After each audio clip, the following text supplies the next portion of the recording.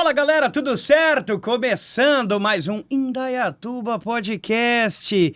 Você, como sempre, é o nosso convidado, a nossa convidada a se juntar a nós a mais um dia de um programa super legal com ele, Aguinaldo Oliveira. Tudo bem, Guiná? Para o alto e avante, é assim, né? Aquele programa que você precisa assistir? Não sei, mas se você não assistir, você vai perder. Mas tem coisa boa. Salve, salve, galera. Um grande abraço a todo o pessoal aí curtindo o Indaiatuba Podcast. Estamos mais uma vez na área e desta vez com um assunto muito bacana, gostoso e que eu adoro muito e com certeza você também vai gostar. Não é isso, Beccari? Aguinaldo, faz parte da nossa infância, da nossa história.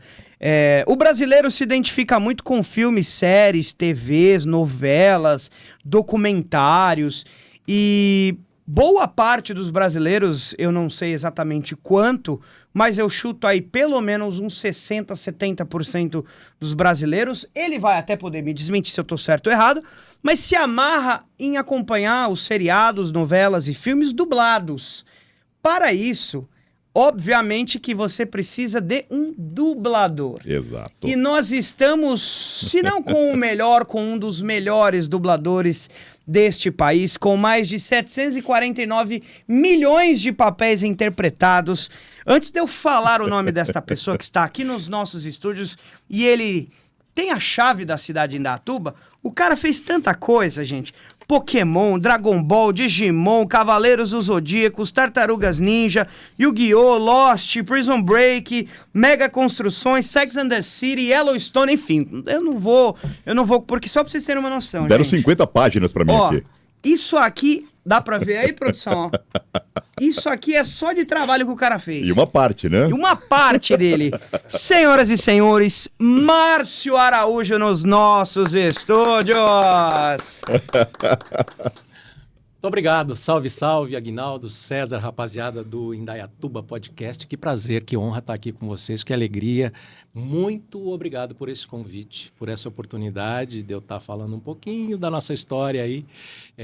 Acho que vai ser um papo bem gostoso, bem agradável e fiquem à vontade, manda ver, aí eu estou à disposição de vocês. Só nesse tom de voz vocês já perceberam. É aquele cara do Pokémon, não é? A galera vai se identificando aí com a voz, é interessante. James da equipe Rocket, é um dos trabalhos mais importantes, um marco mesmo na minha carreira. Eu tinha 2 anos de dublagem quando fui fazer o teste para o James. Fui contemplado com o teste e foi uma série que logo já foi para a TV aberta, ganhou uma baita repercussão, uma baita notoriedade. E o James e a interpretação que eu imprimi para ele me abriu portas para um monte de trabalhos que vieram depois, mas sobretudo para os animes. Porque havia no meu trabalho ali uma marca de interpretação, né? A equipe Rocket é um alívio cômico da série. Então, é o trio de vilões muito atrapalhados, nada dá certo para eles.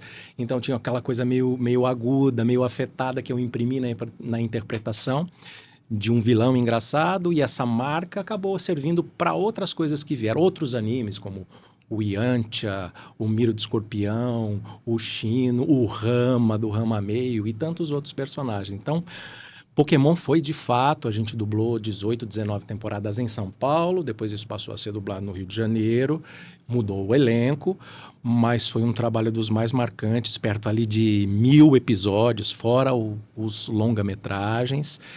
E é um personagem extremamente carismático, né, que fez muito sucesso. E a gente acabou de fazer um evento em São Paulo, a Pokécon, dedicado aos fãs de Pokémon, em que os organizadores conseguiram levar pela primeira vez a equipe Rocket, os dubladores da equipe Rocket. Isabel de Sá, Márcio Araújo e Armando Tiraboschi, pela primeira vez juntos num evento. E foi histórico, foi incrível. Não sei se eu estou me estendendo muito, se eu tiver. Perfeito. Então...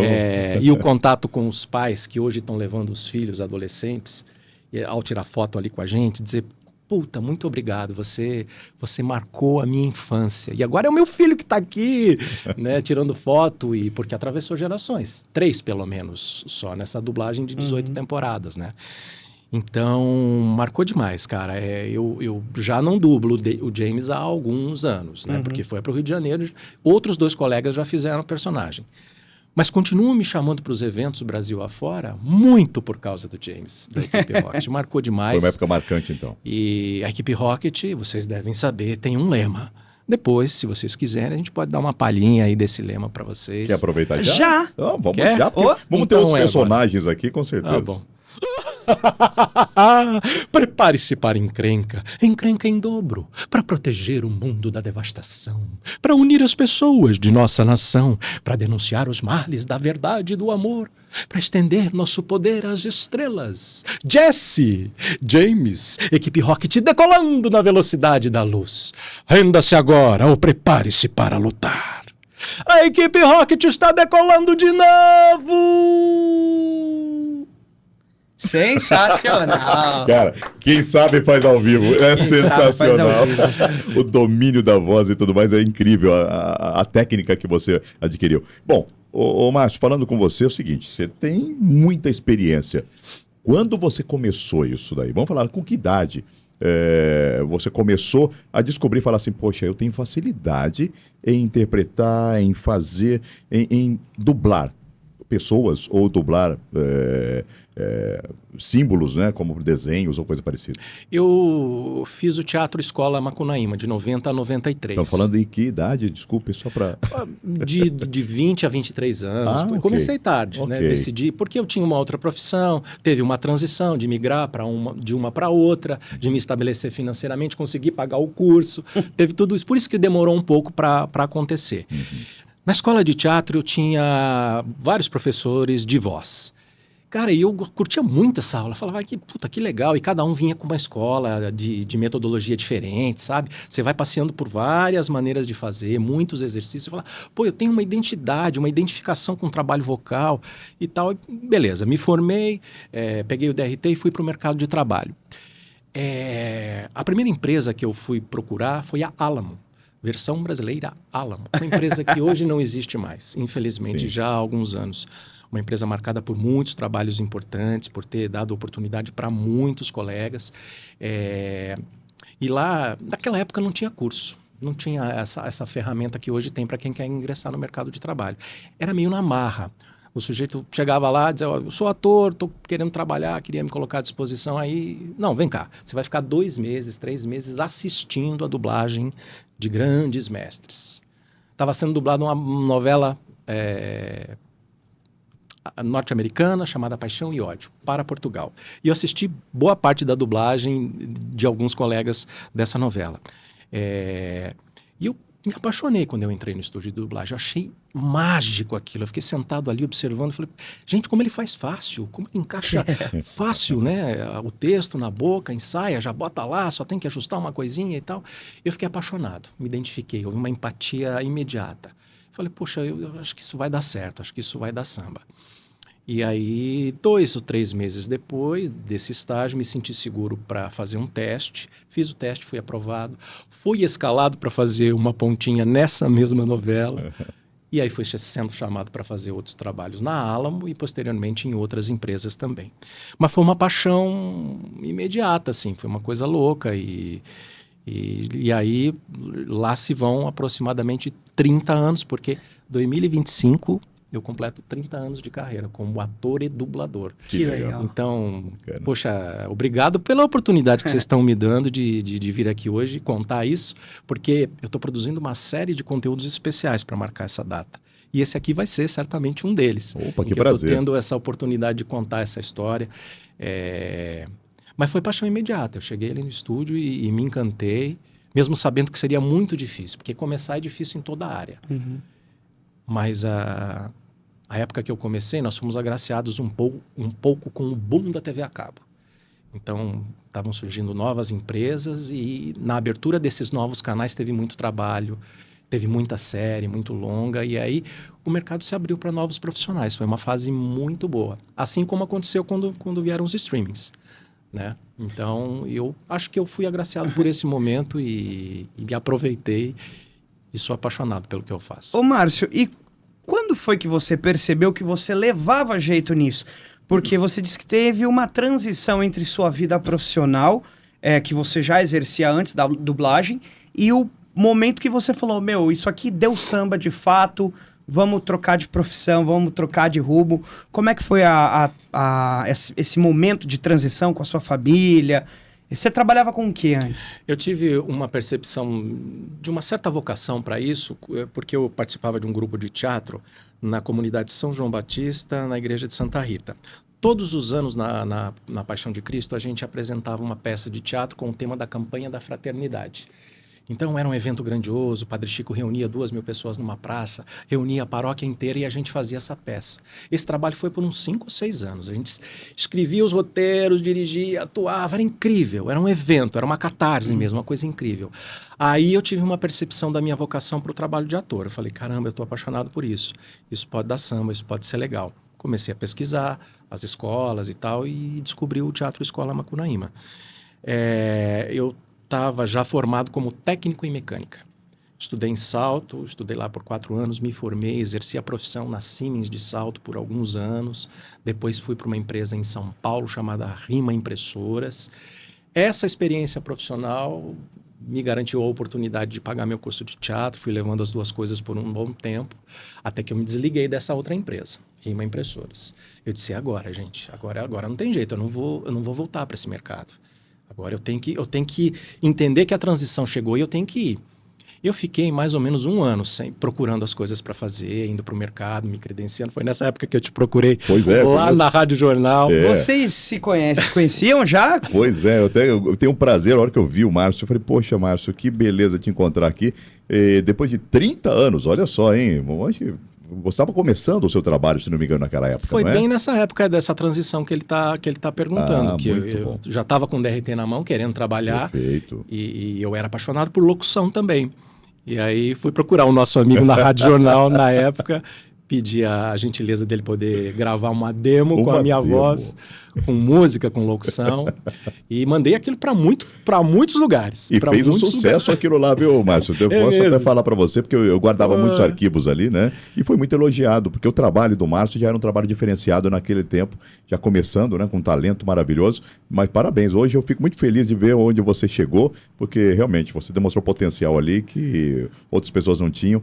E hoje eu tenho orgulho de ser seu amigo aí há 30 anos, olha só, hein? O orgulho é meu, cara, de você poder ter participado de alguma forma disso. Eu lembro que você foi muito generoso, muito paciente. A gente gravou várias vezes, te dei um trabalho ali. Imagina, que eu foi queria um prazer. Que ficasse legal, né? Que era um cartão de visitas e tal. E então foi nessa fase que eu decidi migrar. Eu falei, puta, vai ser difícil. Então teve esse 1 ano que eu comi o pão que o diabo amassou. Foi difícil. Eu lembro que eu morava de aluguel em São Paulo. Eu tive que voltar para Indaiatuba, voltar para casa dos meus pais, dar um passo para trás e dizer, vamos ver qual é que é. Não tinha essa coisa de internet que você manda tudo quanto é currículo. Hoje você manda áudio para tudo quanto é lugar. Você tinha que ir pessoalmente, o que era uma coisa legal, porque você se apresentava, contava a sua história. Era olho no olho. Era legal. Eu lembro de ir para várias rádios em Campinas. Cara, é uma loucura. Foi muito difícil esse começo, desanimador até. Eu disse, puta, será que vai dar certo e tal? E aí voltei para casa dos meus pais. E aí, nesse meio tempo, eu fui procurar a Alan. Foi justamente nesse tempo. E aí foi difícil essa coisa do estágio, porque eu tinha que ir para São Paulo só para fazer isso, muitas vezes não tinha grana e tal. E até que num determinado momento começaram a aparecer os trabalhos. Aí eu falei, puta, tá indo devagarzinho, mas tá indo. Vou com tudo. E mergulhei e falei, não, chegou a hora da transição, foi legal essa outra profissão, me deu muitas oportunidades, mas agora é hora de ir e eu não volto mais, eu não regresso mais. E foi para frente. Aí tem umas histórias pitorescas e até que ilustram um pouco a dificuldade do começo da carreira de qualquer pessoa. E até para quem está começando, que tem um certo desânimo de saber quantos passos vai ter que galgar, mas eu cheguei a dormir em rodoviária, porque não tinha ônibus para voltar. Eu pegava escalas de dublagem das 9 às 10 da noite para fazer 1 hora de dublagem, porque eu achava importante. Porque se eu dissesse, gente, esse horário eu não posso, não tem mais ônibus e tal, cara, eu não ia ter mais essa oportunidade. Era uma oportunidade que o cara estava me dando. Varia o sacrifício. Então eu tinha que fazer. E às vezes não tinha mais ônibus para Indaiatuba. Eu precisava esperar na rodoviária o primeiro ônibus para Campinas, 5 horas da manhã. E ia para Campinas e depois voltar para Indaiatuba. Fiz isso muitas vezes. Dormia sentado na rodoviária, o cara ia lá, ô, amigão, não pode dormir aqui não, malandro, não pode. Eu ia lá, tomava um café. Cara, eu lembro disso com muito orgulho, porque fez parte da minha trajetória. Legal, bagagem. Aquilo tem a ver com essa pessoa que está aqui hoje, 30 anos depois. Legal. É difícil, muito, muito, muito, mas vale a pena. Vale a pena, né? São escolhas que a gente precisa fazer. Uma hora você tem que acreditar, eu vou. E aí, voltando à sua pergunta, foi nessa hora que eu tomei essa decisão. Vou com tudo. E tudo que eu vivi até agora foi legal, mas daqui pra frente... É uma nova história. Outros ventos. Legal. Vai aí, Guina. Eu vi que você tem outros personagens aí que você estava falando a respeito aí, né? Nos bastidores aqui.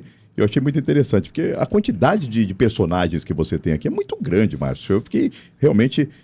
como é que é isso daí? Como você... Eu não sei, porque na verdade eu tenho um timbre de voz, por exemplo, que eu faço apresentações. Claro que dependendo do público eu mudo um pouco o meu jeito de falar, mas o meu timbre de voz é o mesmo, né?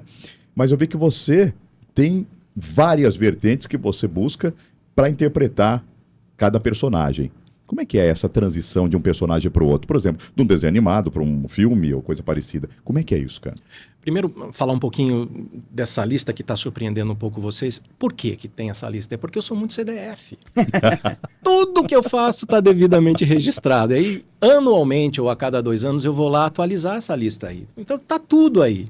Ah, você fez mais alguma coisa? Talvez tenha esquecido e tal. Esses filmes mais aleatórios, né, que não fazem parte do top 10, do top 20. Então eu vou manter... Eu tenho uma assiduidade de atualização dessa lista. Por isso que tem tanta coisa aí. Agora, a modulação da voz. Cara, eu respeito muito o original. Eu tenho um respeito absurdo pelo original. Porque eu acho que quem está consumindo um filme dublado não está consumindo por minha causa. Não contratou um streaming para ver um filme com a minha voz do Márcio Araújo. Não, talvez até saiba que eu faço Homem-Formiga. Mas contratou aquilo para ver o conteúdo. O conteúdo é o quê? É original, é o Paul Rudd que fez. É ele que é o Homem-Formiga. Eu só tenho a responsabilidade de traduzir em português o que ele fala em inglês. Mas ele é que é o cara. Então, cara, eu não posso inventar. Eu tenho que fazer o que ele fez lá. E o que ele fez lá já é genial.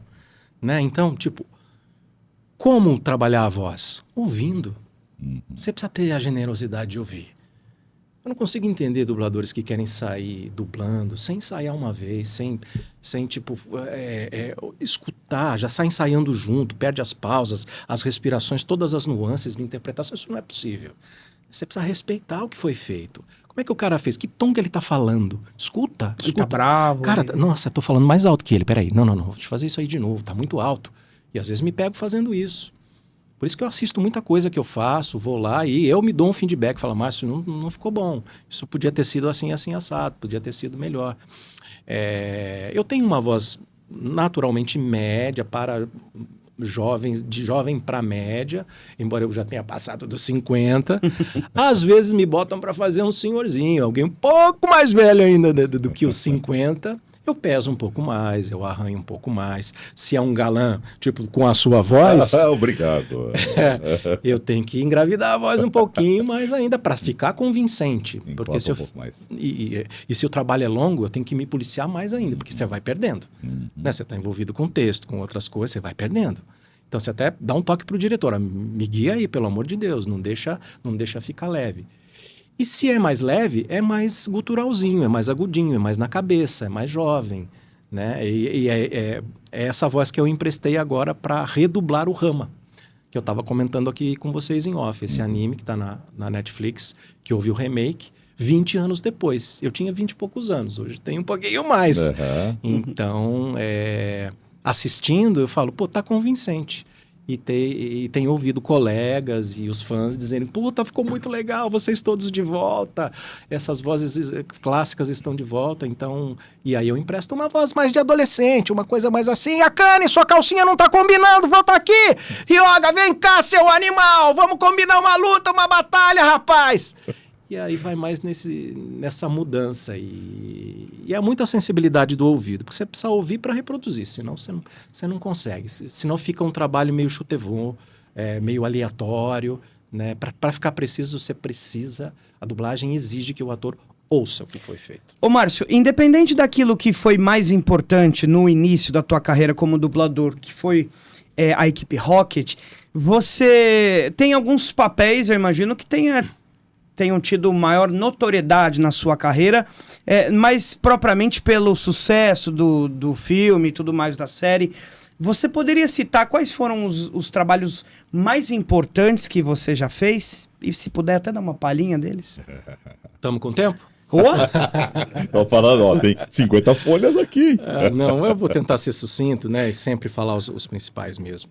Sem sombra de dúvida, o Paul Rudd, o Homem-Formiga, é um dos mais importantes, um dos mais marcantes. Quando eu fiz o teste, foram 3 baterias de teste, com 3 caras cada. Eu fui fazer a terceira bateria. Eu devo ter sido talvez a 9ª voz a fazer o teste. E eu passei. E eu acho que eu tinha aproximadamente 20 anos de carreira, porque ano que vem faz 10 que eu dublo o Homem-Formiga. Uhum. Naquela época eu me senti homenageado. Eu achei que foi um momento muito bacana. Falei, pô, tá na hora e foi uma grande honra poder defender esse personagem da Marvel, que é uma grande franquia, que é uma marca fantástica. É muito legal poder contar essa história que vem da história em quadrinhos dos Vingadores, que tem muito fã, que na verdade, vamos combinar que é o que lota cinema, é o que vende boneco e é o que dá audiência na Globo. Vendável. Então, cara, eu tenho muito orgulho de fazer essa parte dessa história e cada vez que eu entro no estúdio para fazer o Homem-Formiga, para mim, cara, é uma catarse, eu me dedico e eu faço com muito carinho porque eu acho que tem muita gente vendo e tem uma responsabilidade muito grande. Prison Break foi incrível também. Rola uma palha, desculpa de cortar, uma palhinha do Homem-Formiga? Rola sim. E aí, Cap? Capitão América! Lembra de mim? Scott Lang, da Alemanha. Escuta, vem cá, por que vocês colocam a palavra quântico depois de tudo, hein? Ó, tá aqui o meu parceiro Antônio Bandeiras. Chega de palhaçada, porque é hora de salvar o mundo. Hora da formiga! Que legal. Sensacional. Muito bom. Muito bom mesmo, cara. Que legal. E agora? Você estava falando do outro personagem? Do Prison Break. Prison Break foi muito importante ali no começo dos anos 2000. Foi uma série que ninguém dava nada. Enfim, a Fox botou lá na programação, mas foi um grande sucesso. Emplacou. Na época da TV a cabo, passou na Fox, depois Bandeirantes, depois TV Globo. Agora a Netflix disponibilizou as 5 temporadas. Tá tendo uma outra legião de fãs. Então foi um trabalho muito importante. Eu acho que a minha voz combinou muito com o Wentworth Miller, que é o Michael Scofield, que é o protagonista da série. A série é incrível. Na minha opinião, a 2ª e a 3ª temporada é onde as coisas acontecem. Então, quem está revisitando a série agora está curtindo demais, está comentando. E os novos fãs também estão amando. Prison Break foi muito importante também. Foi uma honra. Uma única vez que eu dublei Brad Pitt no filme Seven, Os 7 Pecados Capitais. Está disponível, se não me engano, na Amazon Prime. Já teve na TNT, no SBT, enfim. Eu curto muito filme de suspense. Eu já tinha visto esse filme, mas quando eu fui dublar, foi uma nova experiência muito emocionante e marcante para mim. E eu vejo o resultado, já faz um tempinho esse filme. Eu curti muito, teve muita importância também na minha carreira. É tanto trabalho, né? Tanta coisa bacana. Que vai fugindo a mente. Não, mas eu vou citando alguns que são muito importantes. Round 6, uma série muito importante da Netflix, um dorama de competição, violento, agressivo e tudo, mas fez muito sucesso. E eu dublo o ator Park Hae-soo. Alô, coreano, se eu estiver falando errado a pronúncia, desculpa, hein? Park Hae-soo. Eu já dublei esse ator várias vezes depois, em outras produções da Netflix, também filmes coreanos, e achei Round 6 foi um trabalho muito marcante para mim, porque esse ator continuou e eu continuo dublando ele, tem sido muito importante.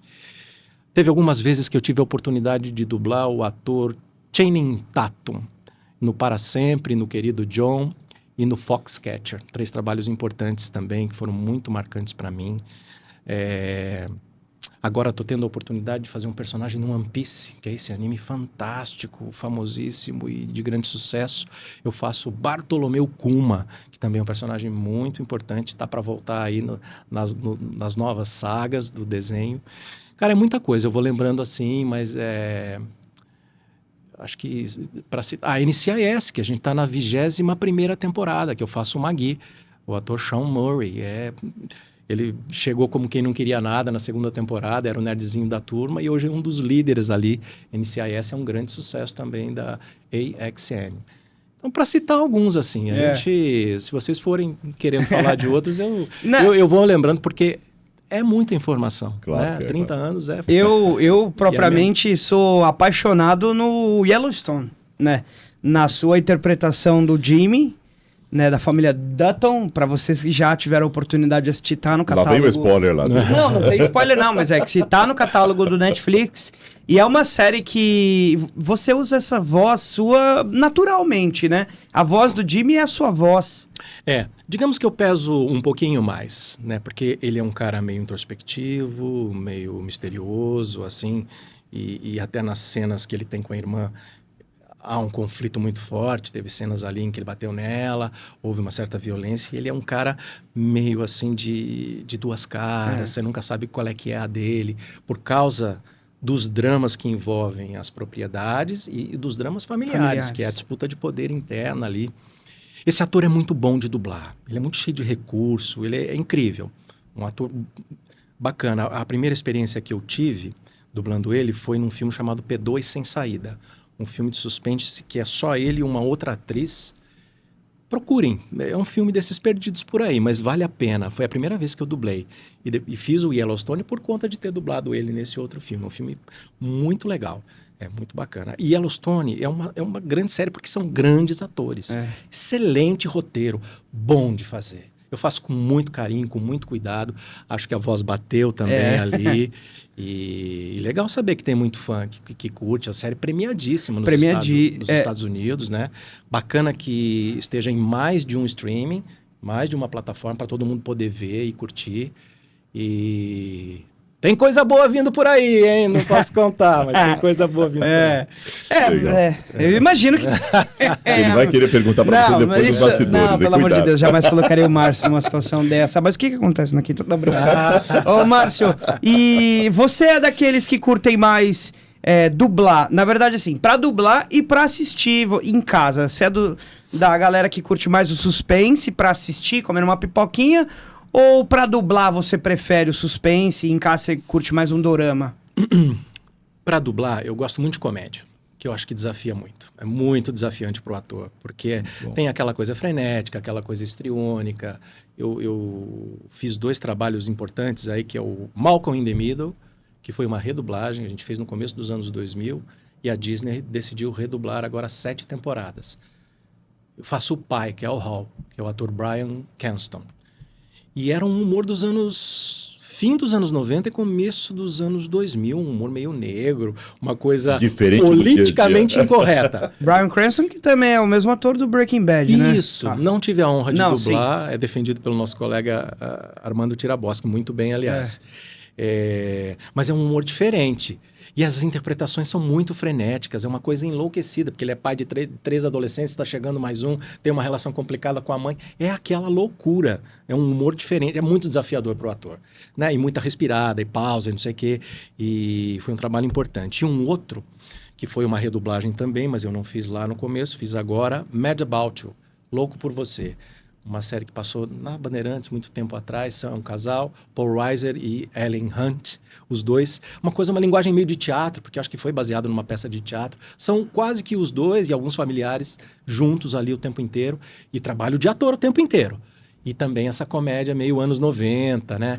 E muito desafiador, porque piadas que funcionavam na época não funcionam agora. Requer uma adaptação, você precisa mexer, ajustar para ter graça agora, senão fica muito chapado e tal. Foram 2 trabalhos muito desafiadores. Eu gosto de comédia, eu acho que desafia. Para assistir, eu gosto de suspense. Gostava daqueles suspenses dos anos 80, Atração Fatal, e gosto de filme de suspense, porque eu acho que me atrai mais. E agora... Eu confesso que eu não vejo muito. As pessoas não entendem muito isso. Eu acabo vendo só algumas coisas que eu dublei. Por quê? Porque eu trabalho com isso, 8 horas por dia. Eu trabalho com entretenimento o dia inteiro. Eu chego em casa, eu quero ver jornalismo, quero ver esporte, quero ver futebol. As pessoas não entendem. Como? Como você não vai ver aquela série? Como que você não sabe, não lembra daquela cena que você... Eu não lembro, eu não tenho condições humanas de assistir tudo. Mas eu vou ver alguma coisa que eu fiz, que eu acho interessante, e que eu quero ver como ficou, e até para me reciclar. Mas as pessoas não entendem. Mas como consumidor de cinema, eu gosto muito de suspense, e também gosto muito de cinema europeu, francês, italiano e espanhol. Adoro Almodóvar. Para mim, Almodóvar é incrível. Já tive a honra de fazer uma pontinha no Hable com ella. Fale com ela. Fiz uma pontinha nesse filme. Foi a única vez que eu dublei um filme do Almodóvar. E adoro esse tipo de cinema que parece um pouco com o cinema brasileiro, o cinema das relações humanas, gosto muito disso. Agora, para dublar, comédia é bacana. Por isso que eu acho que me dei tão bem fazendo o James, que ele é pura comédia, ele zera um alívio cômico ali, né? Ô, Márcio, aproveitando, como é que é a visão do fã? Por exemplo, os dubladores, nem sempre eles pegam a vida toda daquele personagem e faz a dublagem.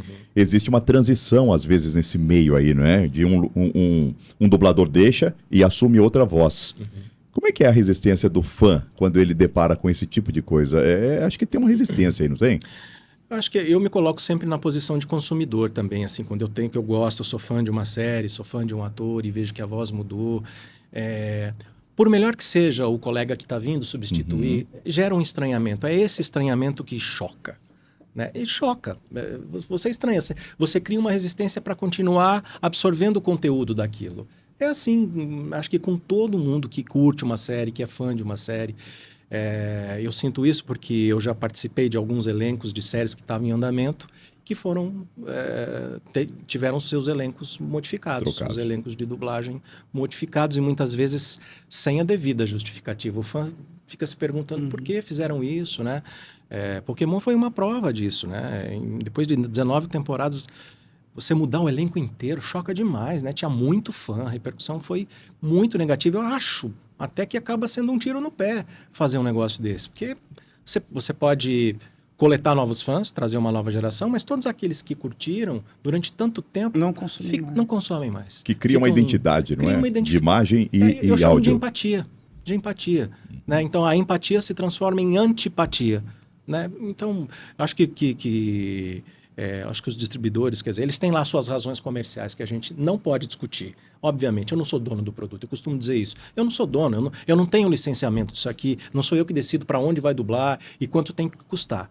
Mas eu acho que caberia um pouco mais de sensibilidade, ou pelo menos, tipo assim, quando você quer tomar uma decisão dessa, ouve os caras, né? Chama para conversar, abre um fórum de debate antes de tomar uma decisão radical dessa. Eu perdi alguns personagens que houve essas mudanças, né? E achei sempre que os fãs ficaram decepcionados com os novos elencos que vieram. Não estou dizendo que são melhores ou piores, mas são diferentes. Ô, Márcio, até levando em consideração esses 30 anos seu de carreira, no início, existia uma forma de trabalhar ou de qualificar um profissional que fazia dublagem.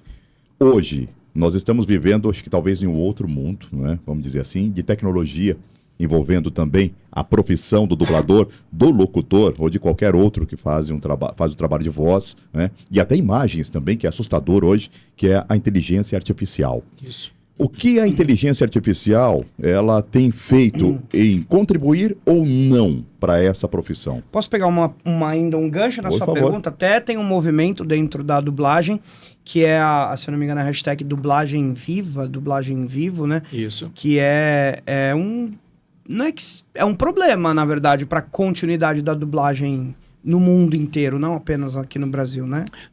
Na verdade, a gente está vivendo uma era de transição.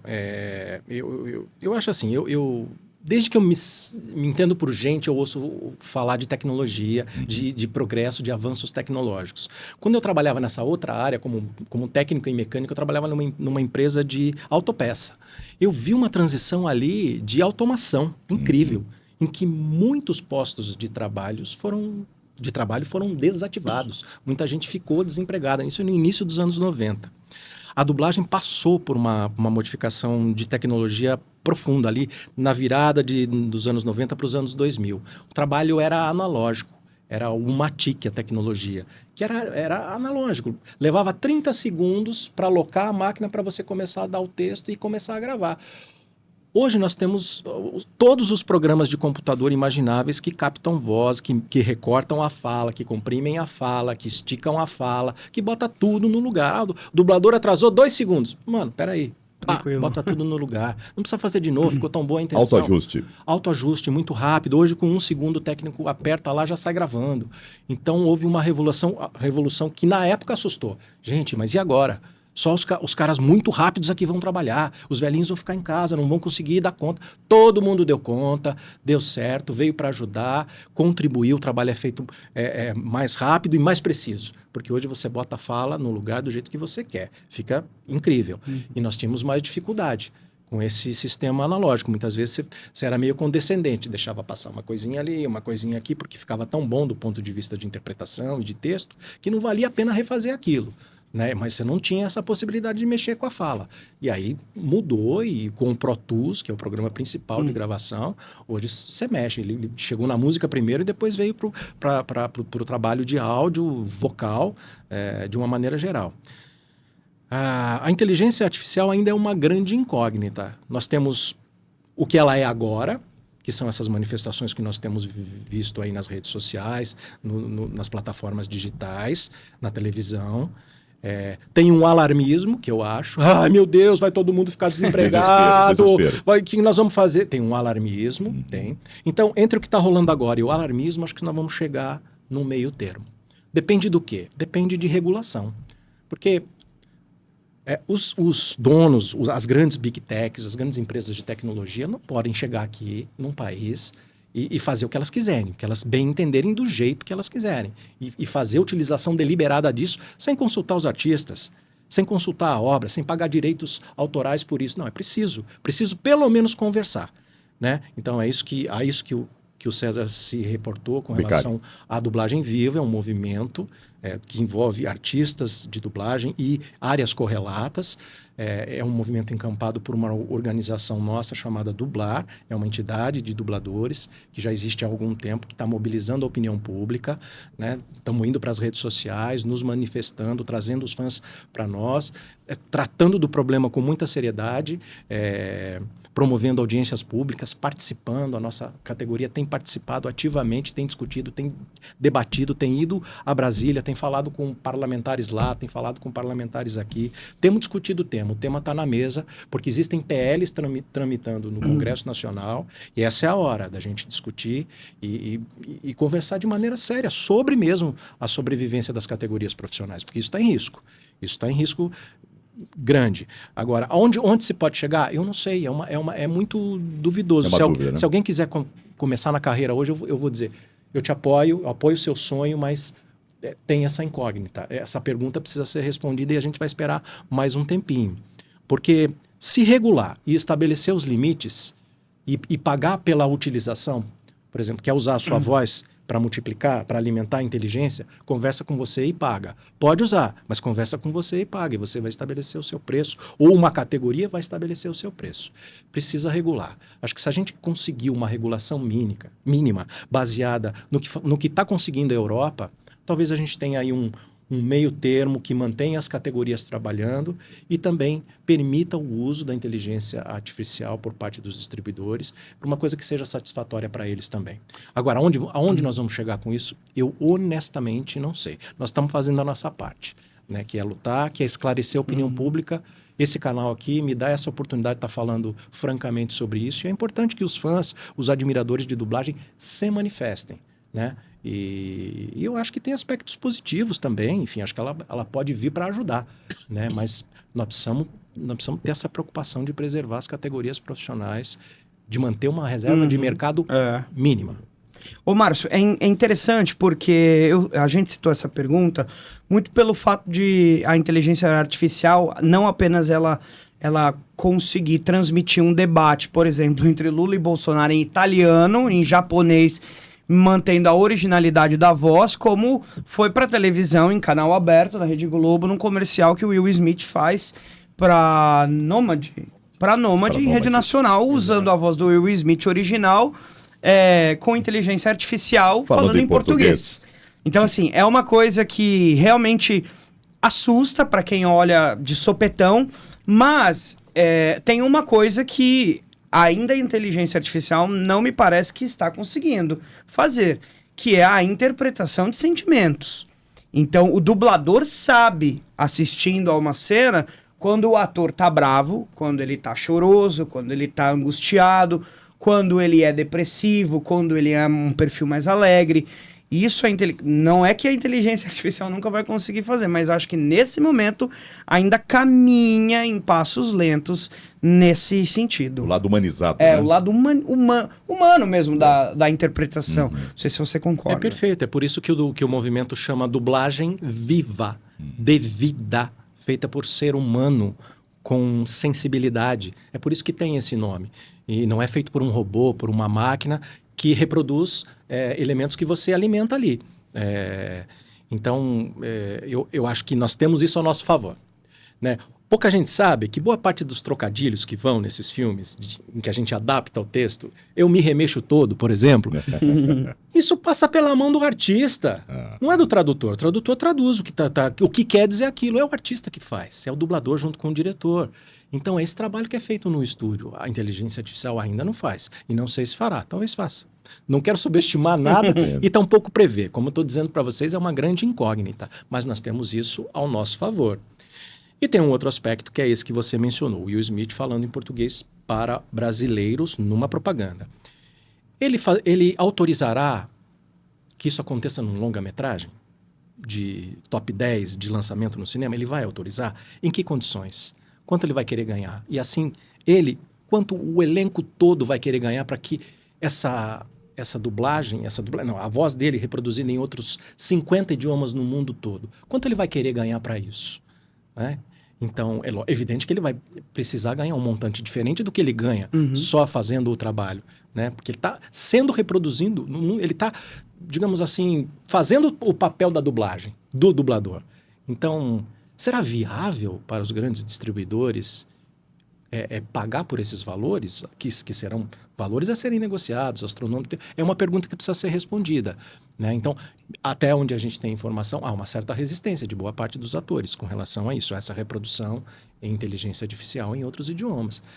Então, percebe que está tudo muito nebuloso, a coisa está acontecendo, nós estamos vivendo a história, né? Nós estamos vivendo a história, estamos participando dela, mas são perguntas que precisam ser respondidas. E eu acho que a gente tem que lutar.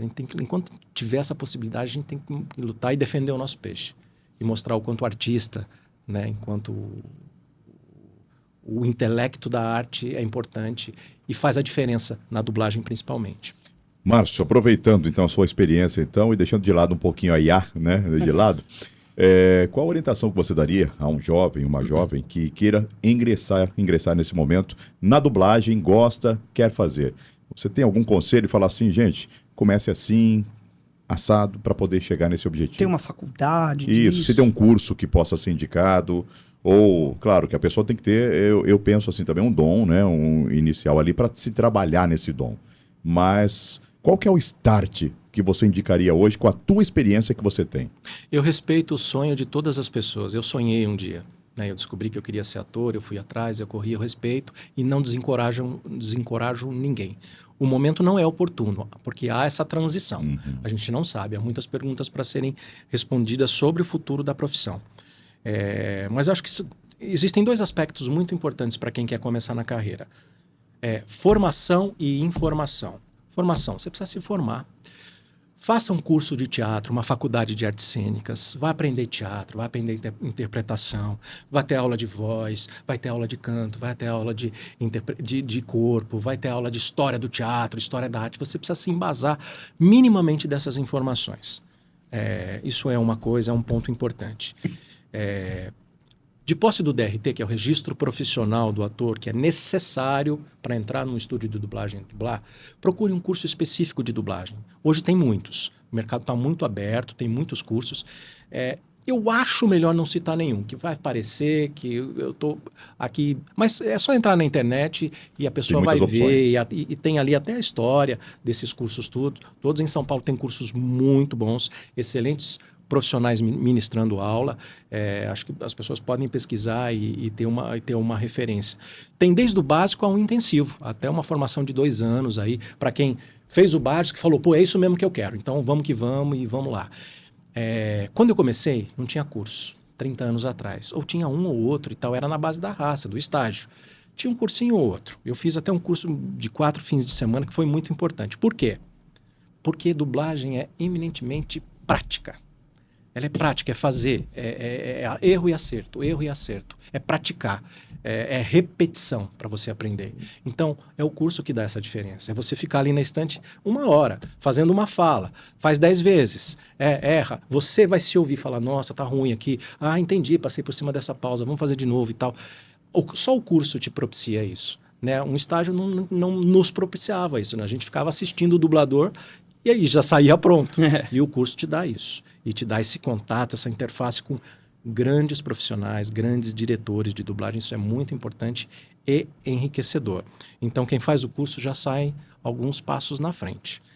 Agora, perceber a vocação é muito importante. Eu tenho vocação para isso? Eu quero mesmo isso? Tem gente que quer ser dublador, mas não quer fazer um curso de teatro. Ah, mas eu tenho que saber interpretação. Evidente. É um trabalho de ator, evidente que você tem que saber interpretação. Como que você vai aprender a rir? Você pode até saber rir, mas tem uma escola de teatro que te ensina a técnica de rir, ou de respirar assim, assado. Enfim, é um trabalho de ator. Por isso que é importante ter formação de ator. As pessoas não entendem, querem já pular essa etapa. Não, é importante. Se você puder fazer um curso específico de algum idioma, é muito importante. 90% do que a gente dubla é em inglês, né? Então, se tiver um curso nível médio para avançado de inglês, vai te ajudar muito a se situar, se localizar, entender onde você está. Ajuda muito. Claro, a gente dubla milhões de idiomas. Eu vou ter que saber todos os idiomas? Não, evidente que não. Mas consuma coisas dubladas. Veja um dorama, que é coreano. Veja um dorama dublado e tira o dublado e vê o original. Vê o que o dublador fez com aquela língua, que é dificílimo, né? Tem outro timing, é um outro jeito de falar. Japonês. Outra articulação. Outra dicção. Uma maneira diferente de fragmentar as frases. Japonês é muito assim. Mandarim é uma coisa de louco, de difícil. É tudo cantado no final. Como é que você torna isso crível em português? É muito difícil. Então, eu digo isso sempre para quem está nesse processo de formação. Consuma coisas dubladas. E depois tira o dublado e veja o original. Veja o trabalho do dublador, veja como ele chegou naquele resultado. Veja como ele lidou com aquele texto, como ele encaixou aquele texto naquela boca. Isso é muito importante. Eu fiz isso muito quando eu estava começando. Eu pegava um filme, VHS, ia, voltava, reproduzia o texto e fazia, brincava de dublar. Né? Foi muito importante para mim, um exercício para te dar embocadura, para te dar fluência, era muito importante. Falei tudo da formação, vou falar da informação, é rápido, prometo. Informação é as regras que regem o nosso trabalho. Existem regras, nós temos um acordo coletivo entre trabalhadores e empresários, assinado por ambos os sindicatos, reconhecido pela Justiça. Então, que estabelecem condições mínimas de realização do trabalho. Quantos anéis se faz por hora, qual é o tamanho do anel, quanto se ganha por hora, o que a empresa tem que apresentar lá no dia a dia do trabalho, como é que se faz o pagamento, né, qual é o dia que fecha, qual é o dia que faz o pagamento, enfim, regras mínimas de realização do trabalho. É importante ter essa informação. Né, para você entrar no estúdio não desinformado, sabendo como que você está sendo tratado, se as condições estão todas garantidas ali.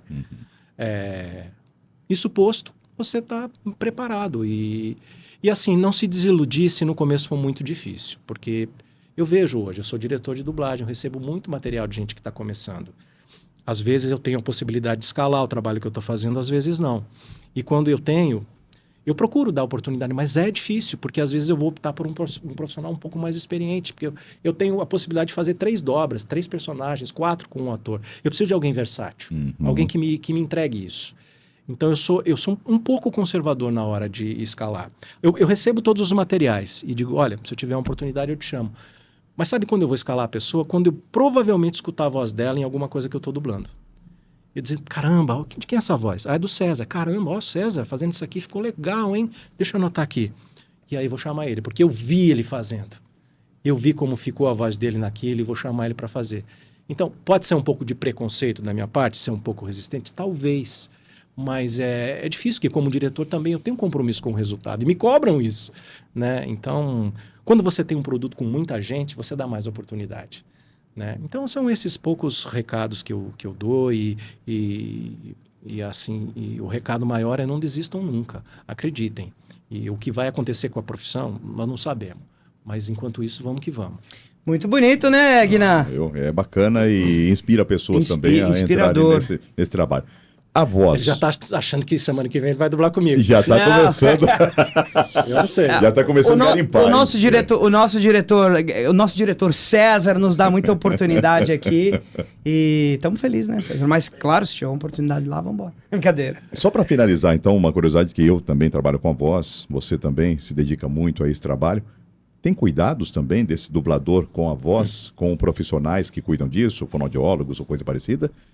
Ou você tem já um cuidado todo especial?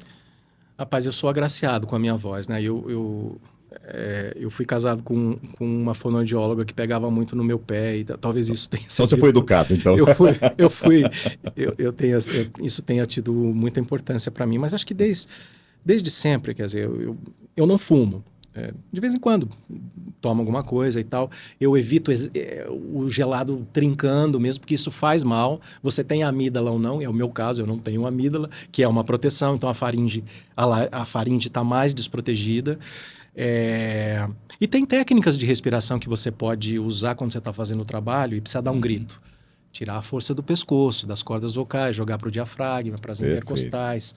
Isso alivia muito. Quando você está fazendo um filme de guerra, um anime que grita muito, os caras estão lá gritando, toda hora precisa gritar. E se você vai na onda dos fãs, os fãs gostam muito daquele grito mesmo ardido, gutural e tal. Você precisa tomar cuidado, porque você pode ter um calo na prega. Você sai de baixo sem nada para uma coisa tão alta, né? Você pode ter um calo irreversível. Como é que faz? Tem alguns cuidados, né? Comer isso, comer aquilo e tal, mas... Cara, eu sempre cuidei, fiquei muito atento à minha voz, né? E às vezes quando você pega uma gripe que te deixa muito debilitado, você fica muito cansado, você precisa se recuperar, né? Repouso é tudo, não adianta forçar muito a barra. Infelizmente eu tive Covid e fiquei muito mal. Passei 2 semanas e meia no hospital e quando eu voltei com a voz muito debilitada. Eu fiquei com medo mesmo de perder um pouco da minha capacidade vocal. Como uma sequela que a gente vê em algumas pessoas, Sim. problemas respiratórios e tal. Eu fiquei com um pouco de receio, mas felizmente voltei e voltei bem.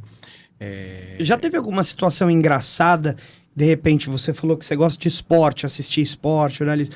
De repente, algum aniversário, algum jogo de futebol que você tenha assistido, tenha se empolgado, tenha gritado demais, e aí no outro dia você tinha que fazer uma dublagem, você falou, perdi as estribeiras aqui. Como é que eu vou fazer? Você sabe que como palmeirense eu tenho ficado um pouco irritado, né? Eu tenho ficado bastante feliz. Então vamos encerrar o nosso programa. Muito obrigado, Márcio. Meu grito é mais de entusiasmo, de alegria, né? E já tá ficando meio monótono, né? Porque todo ano a gente é campeão. Vai ser campeão, tudo bem. Tá por cima da carne seca, né? Vamos direto pra cerveja, não precisa gritar muito aqui. Pô, gostei da saída do palmeirense. Mas não sei, eu acho que olha, em geral, às vezes, tipo, você vai numa festa, tipo, Réveillon, acho que foi não sei, acho que foi numa festa aí que eu acho que eu bebi bastante, dancei bastante e gritei bastante. No dia seguinte eu não estava legal para dublar. A voz estava muito, muito diferente, rouca mesmo. Do rouco que há percepção, Sim. Não é um rouco natural de ser humano. Então aí você não consegue fazer, né? Então eu devia ter me precavido, evidentemente, segurado a onda. Mas você não tinha nenhuma dublagem naquele dia? Eu não tinha, tipo, no dia seguinte, mas eu tinha no outro dia, que já era segunda-feira. E era uma sequência ou você estava iniciando um trabalho? Estava iniciando. Não, eu não lembro. Porque a gente faz muita coisa. Série, longa-metragem, eu não sei. Mas de qualquer maneira... A voz estava alterada. Estava alterada para qualquer coisa. E eu, se fosse diretor, seria proibitivo para mim. Dizer, não, meu amigo, vai descansar, vamos remarcar isso aí. Não dá. Volta amanhã. Não dá. Mas essa coisa de gritar, porque o grito sai na empolgação. Peraí, deixa eu usar o diafragma para gritar na hora do gol. No gol. Peraí, diafragma preparado, vai lá, Veiga, vai lá. Se é pênalti, tudo bem. Mas é difícil, né? Uma coisa que sai espontaneamente. Mas é importante cuidar mesmo, porque é a nossa ferramenta de trabalho, né? Posso finalizar com uma pergunta aqui também? Eu vou perguntar para ele bala. o seguinte. Claro que todo dublador, né, é um trabalho totalmente separado. Você não faz, por exemplo, imitações de pessoas. Você faz apenas personagens que você dubla. Você não tem, tipo, eu faço sei lá, vamos pegar aí tantos imitando o Silvio Santos, imitando isso, imitando aquilo. Eu acho que todos nós tivemos a nossa fase aí, quando eu fazia teatro amador, de imitação. Então, acho que isso até ajudava a descobrir um pouco o talento de interpretação e tal. Eu tenho alguns personagens que eu gosto, que eu imito de brincadeira, assim, e tal, mas não é a minha praia. O cara não é imitador, o cara é ator, Aguinaldo. Não, o cara faz acontecer ali. Agora, tem uma coisa legal que eu faço nas minhas redes sociais, que é interpretar alguns poemas, alguns trechos literários de alguns autores famosos que eu curto. Isso eu sempre disponibilizo lá, porque eu acho que, além de eu gostar, é uma contribuição que eu dou para despertar o interesse das pessoas Na pela cultura. literatura e na Ótimo. cultura. E acho legal, e as pessoas curtem, é legal, comentam, é uma coisa mas não é uma imitação, Tá, é uma perfeito. interpretação de um texto literário, né? E, Márcio, como que as pessoas te acham na rede social? Boa.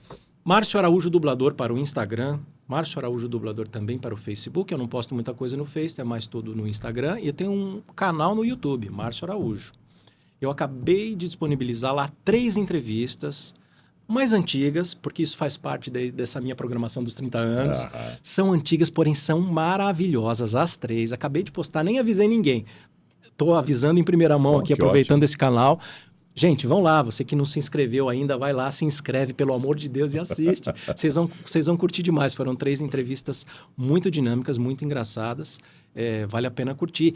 E em breve teremos mais conteúdos aí que eu quero disponibilizar até março do ano que vem, que é quando efetivamente eu vou estar celebrando Os 30 anos. Sucesso, que Maravilha, hein? venham mais 20, 30 anos dublando, porque você é show de bola, Márcio. Amém. Aguinaldo Oliveira, muito obrigado, viu, queridão? Pô, foi um prazer estar aqui nessa entrevista hoje, um bate-papo com um grande amigo, Márcio Araújo, que realmente é um profissional maravilhoso, e ao lado do Beccari aqui fazendo esse trabalho todo especial. Parabéns, Tamo Beccari. junto e Muito segue bom. o nosso Instagram também, @7indaiatuba, e no nosso YouTube, TV7 Indaiatuba. Márcio, obrigado, querido. Seja sempre bem-vindo ao Indaiatuba Podcast.